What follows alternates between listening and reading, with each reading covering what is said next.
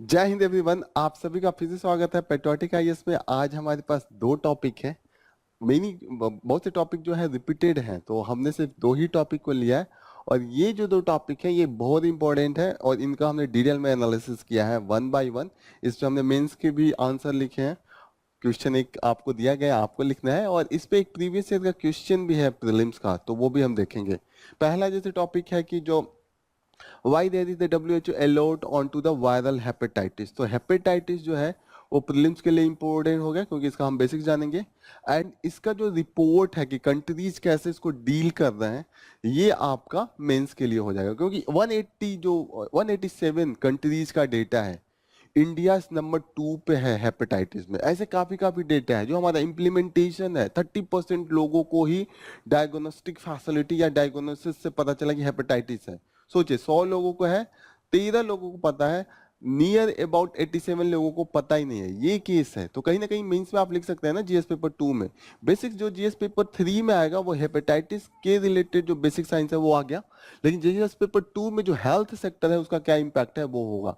तो GS paper 2 and GS paper 3 दोनों में इसका काम आएगा, और ये मेंस एंड प्रीलिम्स दोनों में इसका यूज हो सकता है। That's why this is very important.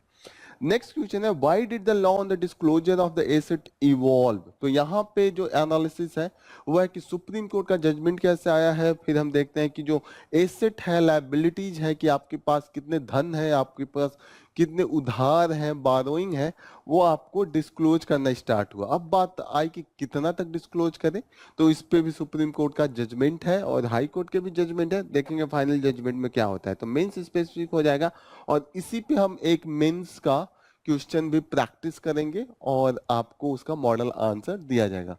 So let's start with the front page. Front page पे यही है, इजराइल ईरान में जो चल रहा है उसी का एक पार्ट है कि इजराइल के जो कोस्ट गार्ड हैं, जो रिवोल्यूशनरी गार्ड हैं, Iranians revolutionary guard, they have captured the one of the vessel that is affiliated with the Israel. Israel से रिलेटेड है, और इसका देखिएगा काफी घनचक्कर टाइप का है।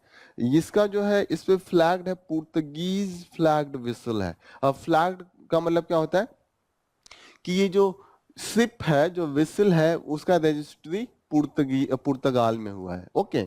इजराइल का कैसे, जो आदमी है, जो इंसान है, जो इसको ओन करता है वो इजराइल का है, और जो कंपनी है वो यूके का है। तो घन चक्कर हो गया कि इंडिया के अगर अंबानी है और वो एक कंपनी खोलते हैं सिंगापुर में, और सिंगापुर की वो कंपनी का जो शिप है वो रजिस्टर्ड है किसी और देश में, साउथ अफ्रीका में। ऐसा घन चक्कर लग रहा है, यही घन चक्कर यहाँ है। आप कंफ्यूज मत होइएगा, सिंपल सी चीज है, यही इसमें जानना है आपको, ठीक है।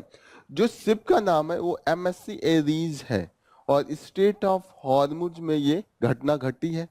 और जो coast of Fujairah of the UAE, यहाँ से ये आ रही थी विसल, और इंडिया की तरफ आ रही थी। तो इंडिया के ही ज्यादा थे, इसमें इंडिया के ही लोग बैठे थे, 17 लोग इंडिया के ही हैं।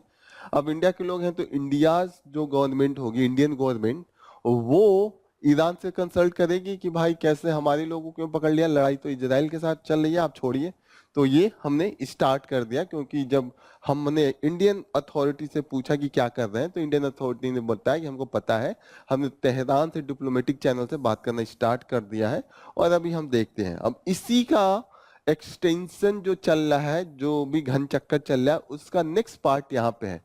Iran Israel tension, cloud future of the Indian hired for the Israeli construction site. अब हमने देखा कि इजराइल के लोगों को दिक्कत थी, वहां पे हमास के लोगों को काम करना बंद करवा दिया। हमास नहीं, फलस्तीन, हमास से तो लड़ाई चल रही है।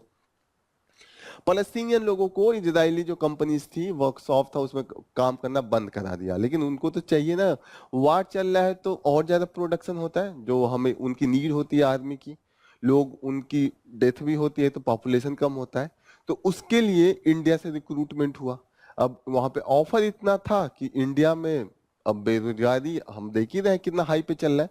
45 ईयर 50 ईयर से सबसे ज्यादा हाइट पे अभी है बेरोजगारी का। तो लोग यहाँ पे जान को खतरा में भी डाल के जा रहे थे। लेकिन अब दिक्कत है कि अगर इजराइल ईरान से भी छिड़ गया युद्ध, ईरान भी कूद गया, उधर से यूएस कूदेगा, अब वो बड़े लेवल पे युद्ध होगा। तो इनको जो अभी तक लग रहा है छोटा मोटा युद्ध है, हमास को अभी खत्म करके इजराइल शांत कर लेगा, अब ये लोगों को अब धुक पुक की लग रहा है, ठीक है। पहले तो था कि 2 लाख रुपए दिख रहा था सैलरी मिलेगी, काफी इंडिया के हिसाब से बहुत है। इंडिया में 2 लाख पाना, इन लोगों को 20 हजार भी नहीं मिल रहा था। अब वहां पे जाके 2 लाख महीने का मिला है। इनका जोड़ जाड़ के ये था कि कम से कम 1 लाख से ज्यादा बचा लेंगे, आके यहाँ पे बढ़िया दुकान दुकान खोल के बैठ जाएंगे, लाइफ इजी हो जाएगी। कोई यही सोचता है, थोड़ा रिस्क लेके। यहाँ इतना कठिन लाइफ हो गया है कि लोगों को 2 लाख बहुत बड़ी बात होता है। 2 लाख यहाँ पे आप देखिएगा, जो नॉर्मल जो हमारे पीसीएस ऑफिसर होते हैं, उनकी भी सैलरी नियर अबाउट 66,000 70,000 होती है। आईएएस ऑफिसर बढ़ते बढ़ते 80। आप यही देखिए कि जो प्रेसिडेंट है उनका सैलरी है 5 लाख। जो सबसे हाईएस्ट पोस्ट होता है आईएएस का, उसका 2.5 लाख है। This is the condition. अब इनको 2 लाख मिला, दे वर रेडी। अब इन 5,000 रिक्रूटमेंट हो गया, और रिक्रूटमेंट को लेके बहुत बवाल मचा था। ये बोला जा रहा था कि अभी तक हम देखते थे कि युद्ध होता था, इंडिया अपने लोगों को बुला लेता था। अब युद्ध हो रहा है तो भी भेज रहा है जॉब करने के लिए, कहीं ना कहीं दिस इज नॉट गुड। ये अपोजिशन अटैक कर रही थी कि कहीं ना कहीं इंडिया में जॉब की काफी कमी है, इसीलिए भेजा जा रहा है। बाद में देखा गवर्नमेंट ने इससे पत्ता पल्ला भी झाड़ लिया था। वो कह रहे थे नहीं नहीं, हमने नहीं रिक्रूटमेंट किया। बाद में देखा गया कि जो नेशनल स्किल डेवलपमेंट काउंसिल है इंडिया की, वो इसको रिक्रूट कर रही थी। और जो इजराइल की है population immigration and the border authority, ये मिलके रिक्रूट किए थे। अब इन लोगों का हालत थोड़ा सा पतला हो गया, थोड़ा सा इनकी हालत खराब हो रही है, क्योंकि इनको लग रहा है कि हमारा पैसा ना डूब जाए। इन्होंने एजेंट को भी दिया है, अपने फ्लाइट को भी लिया है, लेकिन फ्लाइट को लेके गवर्नमेंट ने बोला कि आपका पैसा नहीं डूबेगा, आपका इंश्योर किया जाएगा, वहां पे आप जा सकते हैं, नहीं भी जाएंगे तो पैसे नहीं डूबेंगे। ये केस है। एक यहाँ पे दाल खोला जगह का नाम है, वो फेमस है। क्यों फेमस है? शराब के लिए फेमस है। क्यों? क्योंकि ये इसका जो लोकेशन है, ये इसको एडवांटेजेस बना दिया है। ये है वेस्ट बंगाल और बिहार के बॉर्डर पे।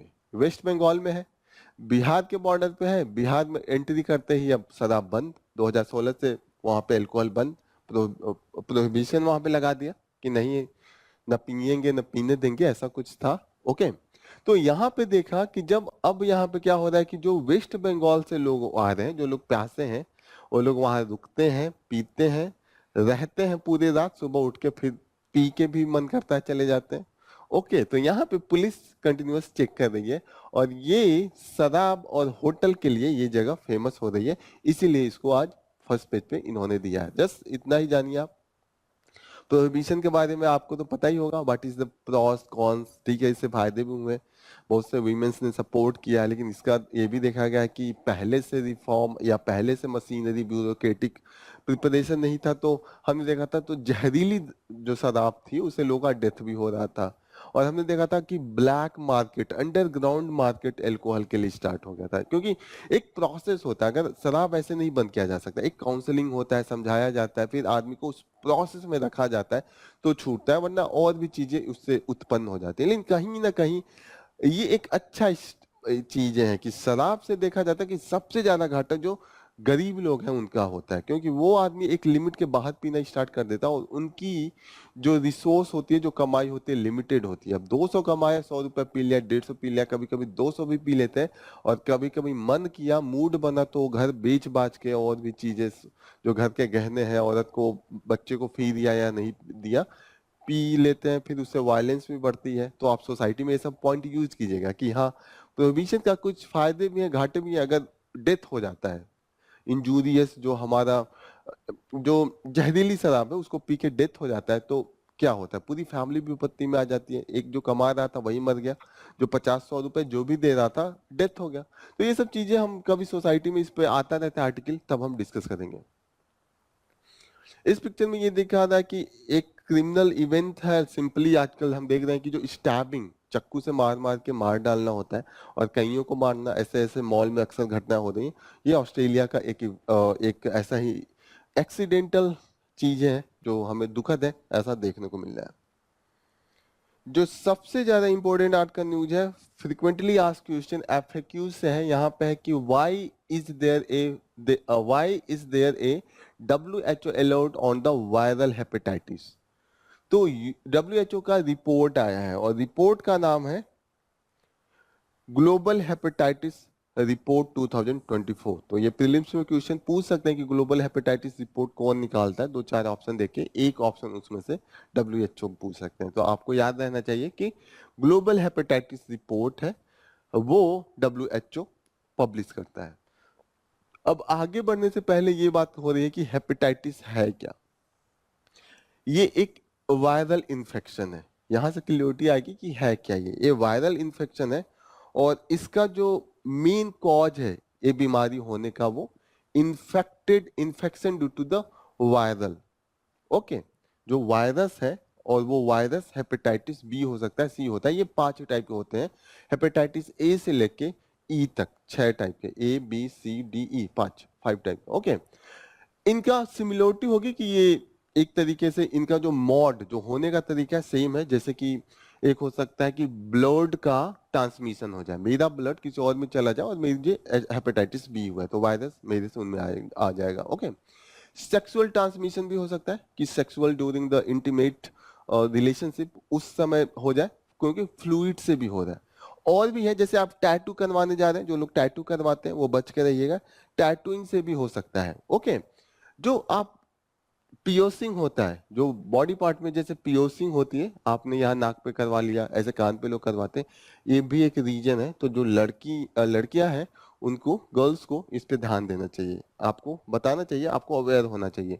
ब्लड ट्रांसफ्यूजन नॉर्मल चीज है। एक चीज और दिखेगा कि आप जो ब्रश करते हैं, अगर आपने किसी और का ब्रश किया, ऑलरेडी उनमें है हेपेटाइटिस भी, थोड़ा भी ब्लड का स्क्रैच आ गया, वो आप में स्क्रैच लगा, तो आपको भी हो सकता है। और सेम चीज, मैंने अगर रेजर आपने यूज किया या मैंने यूज किया और वही रेजर में थोड़ा सा ब्लड आया, मुझे हेपेटाइटिस बी या सी है, आपको भी होने के चांसेस है। तो हेपेटाइटिस बी और सी सबसे ज्यादा लीथल है, उन्हीं से डेथ हो रहा है, उन्हीं का सबसे ज्यादा इंपैक्ट है, तो वही फोकस एरिया है, उसी को हम सेंटर में रख के पढ़ेंगे। और मोस्टली हमने डेथ जो देखा है इसी के कारण हो रहा है। ठीक है, सिम्पटम क्या है कि जॉन्डिस हो जाता है, फीवर हो जाता है, okay, dark urine and pale poop होता है। ओके, ये सब चीजें यहाँ पे हुई है। जॉइंट पेन होगा, हेडेक होगा, these are the other cause. Okay, ये एक्यूट एंड क्रोनिक दोनों हो सकता है। Okay, short term and chronic means जो बीमारी लंबे टाइम के लिए होती है, जैसे कि डायबिटीज हो गया, अस्थमा हो गया, वो कभी जाता ही नहीं, ये बीमारी भी ऐसी हो सकती है। सबसे ज्यादा जो डिफरेंस है हेपेटाइटिस बी और सी, जिसका सबसे ज्यादा हम देख रहे हैं कि हेपेटाइटिस बी और सी के ही कारण हो रहा है। बी और सी में जो सबसे ज्यादा डिफरेंस है, पहला डिफरेंस ये होता है कि एक का वैक्सीन है, एक का नहीं है। हेपेटाइटिस बी का वैक्सीन है, हेपेटाइटिस सी का वैक्सीन नहीं है। जो मोड ऑफ ट्रांसमिशन है, एक में sexual and from the mother to children, वो ज्यादा चांस है। किसमें ज्यादा चांस है? हेपेटाइटिस बी में ज्यादा चांस है, हेपेटाइटिस सी में कम चांस है, जो वे ऑफ ट्रांसमिशन है। ओके, इनका जो वायरस का जो कैरेक्टरिस्टिक है वो भी थोड़ा सा अलग है। हेपेटाइटिस जो बी है उसमें डीएनए वायरस है और हेपेटाइटिस सी में आरएनए वायरस है। सबसे ज्यादा इंपॉर्टेंट यही है, प्रीलिम्स में घुमा के पूछ देगा और यूपीएससी ने पूछा भी है, थोड़े से इजी वे में पूछा है लेकिन पूछा हुआ है। Okay, acute and chronic, acute कौन है?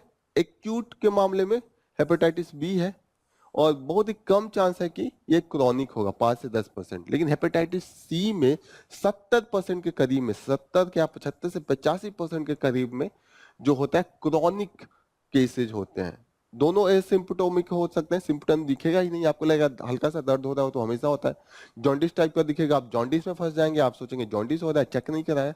तो ब्लड टेस्टिंग कराना इसका सबसे ज्यादा जो वो एक ट्रीटमेंट का पहला स्टेज है वही है, और वो लोग मिस कर रहे हैं। वैक्सीनेशन, हेपेटाइटिस बी का वैक्सीनेशन है, मेडिसिन नहीं है। 100% इसको रिमूव नहीं किया जा सकता, अगर हो गया तो सप्रेस किया जा सकता है, दवा दिया जाता है, लेकिन 100% इसका ट्रीटमेंट नहीं होगा। और हेपेटाइटिस सी में वैक्सीन नहीं है लेकिन इसकी दवा है, दवा किया जा सकता है, 100% रिमूवल है। ये आपका प्रीलिम्स के लिए इंपॉर्टेंट हो गया। ओके, यहाँ पे फिर से हेपेटाइटिस बी को डिफाइन किया है, फिर से एक एक चीज को वही समझाया। ओके, यहाँ पे ये चीज देखिएगा, 35 लाख लोग हर साल हेपेटाइटिस बी और सी से इन्फेक्टेड हो रहे हैं। अब इंडिया क्यों इतना दिक्कत है? इंडिया में क्यों ऐसा दिक्कत है? एक तो सबसे बड़ी दिक्कत है इंडिया का पॉपुलेशन। इंडिया का पॉपुलेशन काफी हाई है, इसीलिए ज्यादा इम्पैक्ट है। ओके, दूसरी चीज ये कह रहे हैं कि यहाँ पे अवेयरनेस नहीं है, लिटरेसी कम है, लोगों का लिटरेसी भी लेवल है वो बहुत कम है। और जो लिटरेट है उन वो भी बहुत से लोग अवेयर ही नहीं है। यहाँ पे स्क्रीनिंग, ट्रीटमेंट, सिम्पटम, इसकी भी जैसे एक्सेसिबिलिटी नहीं है डॉक्टर से, तो स्क्रीनिंग नहीं हो पा रही, ट्रीटमेंट का बात ही छोड़िए। अभी नीचे डेटा दिया हुआ है कि नियर अबाउट ओनली 30% लोग स्क्रीनिंग करवा पा रहे हैं हेपेटाइटिस बी के केस में। आप समझ रहे हैं, 100 में से 13 लोग ही टेस्टिंग और वो जान पा रहे हैं कि उन्हें हेपेटाइटिस है, वो ऐसे ही जिए जा रहे हैं बिना जाने। तो ये केस है यहाँ पे। Okay, high prevalence of the chronic viral hepatitis B and C क्यों है? दिक्कत ये है कि एसिम्प्टोमिक है, 10 साल तक ये हुआ रहेगा, आपको पता ही नहीं चलेगा। नॉर्मल दर्द होगा, आपको लगेगा दर्द नॉर्मल है, फिर ठीक हो जाएगा, फिर आप उसके बारे में केयर नहीं करेंगे, वो बढ़ते बढ़ते क्रोनिक हो जाता है, एक्यूट से शॉर्ट टर्म से लॉन्ग टर्म हो जाता है। ओके, और अभी देखिएगा नॉन वायरल फॉर्म ज्यादा हो रहा है। नॉन वायरल एक तो वायरस से फैलेगा, एक होगा कि आपने एल्कोहलिक है और एल्कोहल को इतना ज्यादा आपने कंज्यूम किया कि एल्कोहलिक लीवर डिजीज हो जाता है, अपने आप लीवर सड़ गया। ओके, लीवर से ही रिलेटेड है, आपको शायद पिक्चर मैंने नहीं दिखाया। ये जो मेनली बेसिस है वो लीवर पे इंपैक्ट करता है। ये आपका लीवर है, लीवर को इम्पैक्ट करेगा वायरस, और ऐसे हो जाएगा जब इम्पैक्ट होगा क्रोनिक लीवर, और जब कैंसर होने के चांस हो गए तो बीच में यहाँ पे ये दिखा रहा है कि टिश्यू जो है सड़ गया और वो कैंसर तक में कन्वर्ट होता है। तो this is the main thing, this is the main issue. और जो पेट है वहां पे इन्फ्लेमेशन होगा, जो लीवर है आपका वही है, उसी को वो इन्फेक्ट करेगा, उसी को सड़ाएगा जिसको कहते हैं, और वही कैंसर क्रिएट कर देता है। तो काफी डेंजरस है, और ये इतना डेंजरस है कि जो HIV है उससे 100 गुना ज्यादा इसका इंपैक्ट है, ज्यादा केसेज है, 100 गुना। Can you imagine? Okay, one चीज जो है जेंडर डिसेपेरिटी है, और यहाँ पे जेंडर डिसेपेरिटी यूनिक है। अभी हम देखते थे कि आपका सर्विकल कैंसर हो गया या अनीमिया हो गया, वीमेन के केस में ज्यादा होता था, मेन को कम होता था। ये देखिएगा, इसको मेन को ज्यादा हो रहा है, मेंस का रिपोर्टिंग ज्यादा है। तो ये भी प्रीलिम्स में बना के क्वेश्चन पूछ सकता है, क्योंकि हमारे दिमाग में ये रहता है वीमेन्स का जो हेल्थ का इश्यू है वो ज्यादा है, लेकिन यहाँ पे देखिएगा कि यहाँ पे मेन को ज्यादा है। ओके, ये बिहेवियर जो है बिहेवियर के कारण होता है। जैसे कि आप ड्रग एडिक्ट है, ये इंजेक्शन डायरेक्ट लगा के अपने नस में अपना ड्रग यूज कर रहे हैं, ये एक है। Okay, sharing the injection. अब गरीब आदमी गांव में देखिएगा, पैसा बचाने के लिए आदमी सिरिंज का पैसा नहीं देता, इतनी गरीबी है कि उसको 20 रुपए भी ज्यादा देने में तकलीफ होती है। वो कहता है वही वाला सिरिंज जो आपके पास है लगा लीजिए, सस्ता पड़ेगा, वही कर दीजिए। 10-15 रुपए के लिए भी लोग कम करते हैं, और उनको ये इन्फेक्शन देखने को मिला है। आप देख रहे हैं क्या स्थिति है। मल्टीपल सेक्स पार्टनर हो सकते हैं, ये बिहेवियर है। Okay, and male to male जो सेक्स है उसके कारण भी इसका है। तो ये सब बिहेवियर से रिलेटेड है। How it can be prevented? पहला चीज है कि हेपेटाइटिस बी है तो वैक्सीनेशन करवा लीजिए। अगर वैक्सीनेशन है तो चाइल्डहुड में भी आपका मंथ लॉन्ग ए वैक्सीनेशन प्रोसेस होता है, वो करवा लीजिए। हेपेटाइटिस सी के केस में मेडिकेशन आप जल्दी से स्टार्ट कीजिए। और सबसे अच्छी बात है कि इंडिया में या ग्लोबल लेवल पे जेनेरिक मेडिसिन है, तो जेनेरिक मेडिसिन यूज करके हम इसको सस्ते में ट्रीटमेंट प्रोवाइड कर सकते हैं। लेकिन अभी देखिएगा रिपोर्ट में है कि जेनेरिक मेडिसिन होने के बाद भी प्राइस हाई है, और कई देशों में हाई है, और देश के अंदर में किसी रीजन में हाई प्राइस है, किसी रीजन में लो प्राइस है, क्योंकि accessibility of the generic drugs का जो है, जेनेरिक मेडिसिन का इश्यू है। हमने देखा कि national viral hepatitis control programme Indian government चला रही है, और इसमें हम diagnosis as well as treatment भी प्रोवाइड कर रहे हैं। 2018 से था। वैक्सीनेशन जो हमने स्टार्ट कर दिया था 2002-3 से, एक हल्के लेवल पे किया था। जो क्रोनिक के हेपेटाइटिस के लिए हमने वैक्सीनेशन स्टार्ट किया था 2011-12 से स्टार्ट किया था। यहाँ पे है जो childhood immunisation programme Indian government start कर दी थी for the chronic hepatitis B, 2011-12 से स्टार्ट किया था। लेकिन हेपेटाइटिस बी के केस में जो नॉर्मल है कि अभी क्रोनिक नहीं है, माइल्ड केसेज है, उसका जो वैक्सीनेशन है 2002-3 से स्टार्ट है। और national viral hepatitis control programme, इसको याद रखिएगा, ये हमारा डेडिकेटेड है फॉर द हेपेटाइटिस। ओके, अब बात हो रहा है why is the report significant. Report क्यों सिग्निफिकेंट है? पहली बात सिग्निफिकेंट इसलिए कि डेटा इतना बड़े लेवल पे, 187 देशों का डेटा ये दे रहे हैं। ओके, और इसमें से इनका डेटा जो है वो आंख खोलने वाला है कि 13% ऑफ द पीपल जो क्रोनिक हेपेटाइटिस बी है, उनको पता है कि वो उनको हेपेटाइटिस बी हुआ है। आप समझ रहे हैं, 87 लोगों को 100 में से जिनको हुआ है उनको पता ही नहीं है हेपेटाइटिस बी। अगर आपको बीमारी है और आप उसको जान ही नहीं पा रहे हैं तो बीमारी का क्योर नहीं स्टार्ट होगा, बीमारी बढ़ते बढ़ते जाएगा, एक लेवल तक ऐसे आ जाएगा कि उसका क्योर नहीं होगा, आपका डेथ हो जाएगा। जिसको होगा उसका डेथ हो सकता है। 13% लोग जानते हैं और 3% जो जानते हैं उनको मेडिसिन जो एंटीवायरल है वो सही तरीके से दिया जा रहा है। आप समझ रहे हैं, 2022 तक का ये है रिपोर्ट जो आ रही है। टारगेट ये लोग क्या किए हैं कि 80% हम डायग्नोसिस करेंगे और उनको दवा देंगे। ओके, यहाँ पे देखिएगा हेपेटाइटिस सी में भी 36% को ही डायग्नोसिस है एंड ओनली 20% को ही जो मेडिकेशन है वो प्रॉपर रूप से थेरेप्यूटिक रूप से दिया जा रहा है। आप समझ रहे हैं। अब देखिए कितना केस कितना है, 20% अभी 12 नियर अबाउट 1 करोड़ हो रहा है। इसका आधा नियर अबाउट ये अगर आप जाएंगे तो नियर अबाउट 50 करोड़ के आसपास टोटल केसेस हैं। Okay, what is the way forward? अब वे फॉरवर्ड क्या किया जाए? सबसे पहले तो मदर टू चिल्ड्रन में जो ट्रांसमिशन है, most cause for the hepatitis is the transmission from the mother to the children, उसको रोका जाए। दूसरी बात किया जाए कि एलिमिनेटिंग हेपेटाइटिस बी, क्योंकि हमारे पास ऑलरेडी वैक्सीन है, वैक्सीन अगर है तो एलिमिनेट कर सकते हैं। पोलियो का वैक्सीन है, एलिमिनेट कर दिया। ऐसे इसका भी वैक्सीन है, सही रूप से अगर बच्चों को दे दिया जाए तो वो होगा ही नहीं, गायब हो जाएगा। कॉम्प्रिहेंसिव ट्रीटमेंट किया जा सकता है कि डेथ से बचाया जा सकता है अगर हो भी जाए। और एडल्ट के लिए भी ये इम्यूनाइजेशन है, ऐसा नहीं है कि सिर्फ वैक्सीनेशन जो है वो चिल्ड्रन के लिए, चिल्ड्रन से स्टार्ट हो जाएगा, एडल्ट के लिए भी होगा। ओके, एंड यहाँ पे देखा जाए कि न्यू बॉर्न का जो है इम्यूनाइजेशन उसको जल्दी से स्टार्ट किया जाए। जो प्राइस डिस्पैरिटीज है उसको हम रिड्यूस कर सकते हैं। हमने देखा कि जेनेरिक ड्रग होने के बाद भी अफोर्डेबिलिटी नहीं है, तो प्राइस डिस्पैरिटीज उसको रिड्यूस करके एक क्रॉस द ग्लोब एक सस्ते दाम पे हम प्रोवाइड कर सकते हैं। ओके, तो रिपोर्ट ने ऑलरेडी बताया कि जो हमारा एम होना चाहिए पब्लिक हेल्थ अप्रोच, और इसमें हमें hepatitis and accelerate the progress toward the ending the epidemic by the 2030, ये हमने एम बनाया है। ठीक है, तो ये जितनी चीजें हमने बात की है उस पर ध्यान देके इम्यूनाइजेशन, प्राइसिंग जो डिसेबिलिटी वो हटा दे, कॉम्प्रिहेंसिव ट्रीटमेंट, ये इसका सोल्यूशन हो सकता है। यूपीएससी ने क्वेश्चन पूछा 2019 में, which one of the following statement is not correct? देखिएगा नॉट करेक्ट है। Hepatitis B virus is transmitted much like HIV. Okay, तो हमने देखा है कि यस, ये एचआईवी के जो केसेज हैं, जैसे कि वहां पे सेक्सुअल मल्टीपल सेक्सुअल पार्टनर हो या मेल टू मेल जो सेक्स है, और वहां पे भी तो फ्लूइड ही तो ट्रांसमिट होता है one two the other. Okay, उसमें भी केस है कि मदर टू द चिल्ड्रन जा रहा है, तो ये सही हो गया। स्टेटमेंट सही है तो ये आंसर नहीं होगा, क्योंकि हमें नॉट करेक्ट करना है। यहां सही तो यहां गलत, जब भी नॉट आए तो इसको घेरा मार लीजिए, यहां सही कीजिए यहां गलत कीजिए। Hepatitis B unlike hepatitis C does not have a vaccine. हमने देखा हेपेटाइटिस टी बी का तो वैक्सीन है, लेकिन हेपेटाइटिस सी का वैक्सीन नहीं है। यहाँ पे उल्टा लिख दिया तो ये गलत हो गया, और यही तो हमें जानना है, तो बी ही सही हो गया।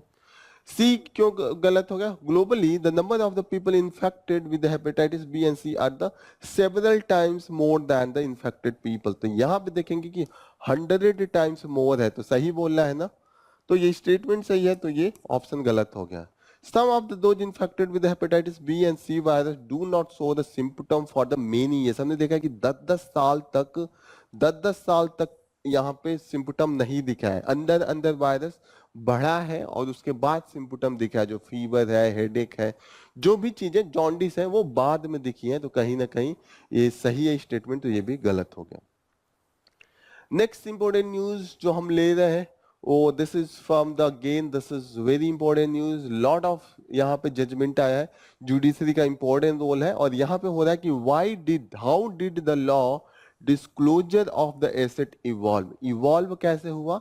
जो डिस्क्लोजर ऑफ एसेट है, ये हमारे आपके लिए नई बात है। जो लोग कैंडिडेट हैं, जब तक आप इलेक्शन नहीं लड़ेंगे आपके लिए ये नहीं है। जो लोग इलेक्शन लड़ते हैं उनको दिखाना पड़ता है कि उनकी कितनी संपत्ति है और कितनी उन पे उधारी है, बारोइंग है। क्यों? क्योंकि हमने देखा कि जब लोग एमएलए, एमपी या मिनिस्टर बनते हैं उसके पहले उनका होता है 2000 रुपए, एकदम दिखाते हैं कि गरीब बन के आते हैं, और जो वो एमएलए बनते हैं 5 साल बाद, उनका जो एसेट होता है 2 करोड़ 4 करोड़, आजकल तो 200-200 करोड़ हो जा रहा है। इस लेवल पे ये एसेट चेंज हो रहा था। अब पूछा गया कि भाई हो कैसे रहा है? तनख्वाह तो 60,000, 1,20,000, 1.5 लाख तक होती है, मैक्सिमम 2.5 लाख आपका सब अलाउंस अलाउंस लेके कर रहे हैं, और आपने 5 साल में इतना करोड़ों में कैसे कमा लिया? तो यही क्वेश्चन आ रहा है। ओके, तो इस पे जुडिशरी से स्टार्ट हुआ, जो इवोल्यूशन हुआ एडीआर केस था। एडीआर केस में जुडिशरी ने कहा कि भाई आप जितना भी आपका, एक तो पहली बात, जो वोटर्स है उसका राइट है कि वो जिसको इलेक्ट करने जा रहा है उसके बारे में जाने, क्योंकि हमें रिप्रेजेंट कर रहे हैं ना, आप हमारा वॉइस है। तो मैं जानू ना आपको वोट देने के पहले कि आपका एजुकेशनल क्वालिफिकेशन क्या है, क्रिमिनल रिकॉर्ड कितने हैं, क्या आपके एसेट्स हैं। ओके, ये सब जानने के लिए जो सुप्रीम कोर्ट है, उन्होंने association for the democratic reform, ये एक एनजीओ है, ये हमेशा लीगल बैटल करता रहता है on the basis of the democratic, जो भी कैरेक्टरिस्टिक है एक स्टेट का, उसके बारे में ये डिफरेंट मुद्दे पे लड़ते रहते हैं। ये इस मुद्दे को लेके गए, सुप्रीम कोर्ट को अच्छा लगा, सुप्रीम कोर्ट ने बोल दिया हाँ, जितना भी आपका जो है कि पहले कितना क्रिमिनल हिस्ट्री है, एजुकेशनल क्वालिफिकेशन क्या है, एसेट एंड लायबिलिटीज क्या है, आपका ही नहीं, आपके जो क्लोज रिलेटिव हैं, जो डिपेंडेंट है, जैसे आपकी स्पाउज हो गई या आपके स्पाउज हुए, आपके डॉटर, आपके सन हुए, उनका भी आप डिस्क्लोज कीजिएगा, क्योंकि पैसे उनके नाम पे भी लिया जा सकता है और उनका एसेट बढ़ा के ये दिखाया जा सकता है कि हमने थोड़े, उन्होंने कमाया। तो ये है कि उनका भी दिखा दीजिए, उनका आपके आने के पहले कितना था और आपका जब जा रहे हैं छोड़ के तो कितना है ओवरऑल। ओके, तो ये मुद्दा यहां से स्टार्ट हुआ, इवोल्यूशन यहीं से स्टार्ट होता है। ओके, अभी क्यों ये बात आ रही है? तिरुवनंतपुरम के जो लोकसभा के कैंडिडेट हैं बीजेपी के, राजीव चंद्रशेखर, उनके खिलाफ ये मुद्दा आया है कि आपने जितना एसेट है उतना नहीं दिखाया, उस पे इलेक्शन कमीशन जांच पड़ताल कर रहा है। ओके, इसी पे है जो एसोसिएशन एडीआर रिपोर्ट में, जो एडीआर रिफॉर्म वाला केस था, उसमें सुप्रीम कोर्ट ने दिया कि ठीक है आपको डिस्क्लोज करना है, लेकिन सुप्रीम कोर्ट का कभी कभी कंफ्यूज कर देती है सुप्रीम कोर्ट। यहां पे तो बोला कि डिस्क्लोज कीजिए, सुप्रीम कोर्ट ने अपने दूसरे जजमेंट में, 2015 का जजमेंट है, लोक प्रहरी versus union of India case 2015 का है, लोक प्रहरी केस के नाम से ये जाना जाता है। इसमें सुप्रीम कोर्ट ने कहा कि जो कैंडिडेट का पूछ तो रहे इंफॉर्मेशन, लेकिन उसका भी तो राइट टू प्राइवेसी है, वो हर चीज थोड़ी बता देगा कि मेरे घर में 10 थालियां हैं, 2 ग्लास हैं, ओके, मेरी अलमीरा में ये क्रीम है, वो भी तो एसेट हुआ। तो एक लिमिट होना चाहिए कि किस लिमिट तक आप इंफॉर्मेशन मांग रहे हैं। तो सुप्रीम कोर्ट यहाँ पे बोला कि राइट टू प्राइवेसी है, तो एक लिमिट तक ही वो देगा, क्लियर नहीं बताया कि क्या लिमिट है। ओके, हमने देखा है कि इसी पे जिस साल एडीआर का जजमेंट आया, सुप्रीम कोर्ट का एडीआर पे रिपोर्ट, जो एडीआर केस में जजमेंट आया, उसी साल जो पार्लियामेंट है, उन्होंने मिल बैठ के सारे अपोजिशन, सारे लीडर ऑर्डिनेंस ही चेंज कर दिया, जिससे ये रिलेटेड है। जो हमारा रिप्रेजेंटेशन ऑफ पीपल्स एक्ट 1951 में ये सेक्शन है related to the how the disclosure should be there. Disclosure जो एसेट का है वो ऑलरेडी हमने डील किया हुआ है रिप्रेजेंटेशन ऑफ पीपल्स एक्ट 1951 में, वहां इतना नहीं है, वहां पे थोड़ा कम छूट था। ओके, जो एडीआर का जो पहले वाला एक्ट था उसमें उतना एक्सटेंड तक नहीं बोला था कि आप अपने क्लोज रिलेटिव डिपेंडेंट का भी दीजिए। ओके, यहाँ पे साफ साफ बोला है। अब इन्होंने मिलके क्या बोला कि कहा कि नहीं, ऑर्डिनेंस लाते हैं, इसको चेंज कर देते हैं, और इसमें इन्होंने साफ साफ कहा कि while nullified additional disclosure beyond what was prescribed in the act, representation of people's act है, उसमें जो लिखा है उतना ही आपको देना है, उससे ज्यादा आपको डिस्क्लोज नहीं करना। ऑर्डर आ गया। ओके, अब ऑर्डिनेंस आ गया, पार्लियामेंट ने बदल दिया, क्योंकि उनको तो दिक्कत हो गई ना, अपना इंफॉर्मेशन क्यों देंगे इतने लेवल पे। लेकिन इन्होंने ये दिखाने के लिए कि हमने ऑर्डिनेंस बढ़िया काम के लिए किया, उन्होंने एक और चीज लिख दिया, imposing the penalties on the failure of the disclosure and the fast disclosure. अब आम जनता को थोड़ी दिखाएंगे कि अपना इंफॉर्मेशन नहीं देने के लिए, चुपके से उसमें ऐड कर देते हैं ना। जब डिबेट होगा और वहां पे कंसेंसस था, मैक्सिमम पार्टियां एग्री थी, क्योंकि सबको डिस्क्लोजर करना था। तो यहां पे हमने देखा है कि ये दिखाने के लिए जनता को पेनाल्टी भी लगा दिया, कि जनता को लगे कि हमने तो पेनाल्टी लगाया, लेकिन मेन मुद्दा ये था, अब सुप्रीम कोर्ट भी होशियार, फिर से ये चैलेंज किया गया कि ये जो ऑर्डिनेंस है वो इलीगल है, गलत है, अनकॉन्स्टिट्यूशनल है। सुप्रीम कोर्ट ने स्ट्राइक कर दिया। जिस सेक्शन 33B में इन्होंने बोला था कि डिस्क्लोजर बियॉन्ड जो प्रिस्क्राइब्ड है इस एक्ट में उससे नहीं देना है, सुप्रीम कोर्ट का जजमेंट जिस इन्होंने बाईपास किया, सुप्रीम कोर्ट ने ये क्लॉज ही स्ट्राइक डाउन कर दिया। ओके, कौन सा सेक्शन है? Section 125A of the representation of people's act. ये बात करता है penalty for the candidate who fails to disclose the required information, या जो इंफॉर्मेशन बता रहे हैं वो गलत बता रहे हैं या कंसील कर रहे हैं, चुपके से छुपा के बता रहे हैं, मतलब कुछ बता रहे हैं कुछ नहीं बता रहे हैं। ओके, यहां तक है कि penalty include for the 6 month of the terms, ये इतने हाई लेवल पे यहां तक है। यहां तक है कि जो इनवैलिडेशन हो जाएगा, जैसे आप इलेक्शन लड़ रहे हैं, जीत गए, उसके बाद भी आपको वो जीत वैलिड नहीं, आपको हार करार दिया जाएगा, वो भी इसमें इंक्लूडेड है। उसका एक केस ये भी है कि non compliance with the provision of the constitution और द दिस एक्ट और the any of the rule order made under this act. तो इसको लेके ये होता है कि आप क्वालिफाई, इलेक्शन जीतने के बाद भी डिस्क्वालीफाई हो जाएंगे। अब इसको लेके एक केस कब आया? 2019 में अरुणाचल प्रदेश में ये केस आया, वहां पे इलेक्शन हुआ और वहां पे एक इंडिपेंडेंट कैंडिडेट था, उनका नाम था कैरिखो क्री, ये इलेक्शन जीत गए। अब वहां पे अपोजिशन में जो हारे थे वो कांग्रेस के कैंडिडेट थे, उनका नाम था नूने तयांग, नूनी तयांग हार गए। अब ये चले गए वहां का जो हाई कोर्ट है, रीजनल हाई कोर्ट, जो वहां पे कई स्टेट्स को मिला के एक हाई कोर्ट है, mainly court high court of the Assam, उसमें नागालैंड, मिजोरम, अरुणाचल प्रदेश, ये सब के आते हैं। ओके, वहां पे इन्होंने गए, वहां पे बोले कि भाई ये जो इन्हों का जो जीते हैं वो गलत है, ये जीते नहीं है क्योंकि इन्होंने जो डिस्क्लोजर किया था वो सफिशिएंट नहीं किया था, इन्होंने कई चीज छुपा लिया था। अब हाई कोर्ट को लगा कि ये छुपा लिया, इन्होंने इनको डिस्क्वालीफाई कर दिया, इनका जो इलेक्शन को इनवैलिड करार दे दिया। ओके, अब ये केस सुप्रीम कोर्ट में गया। अब सुप्रीम कोर्ट ने देखा, सुप्रीम कोर्ट ने कहा अरे ये क्या बात हुआ, उन्होंने जो नहीं बताया था वो छोटा अमाउंट था, और वैसे भी उनको उनके पास ऑलरेडी सर्टिफिकेट था, जिस गाड़ी की बात हो रही थी वो गाड़ी उन्होंने पहले ही बेच दिया था। ओके, तो उनके पास no fixed rule for the what constitute the substantial omission.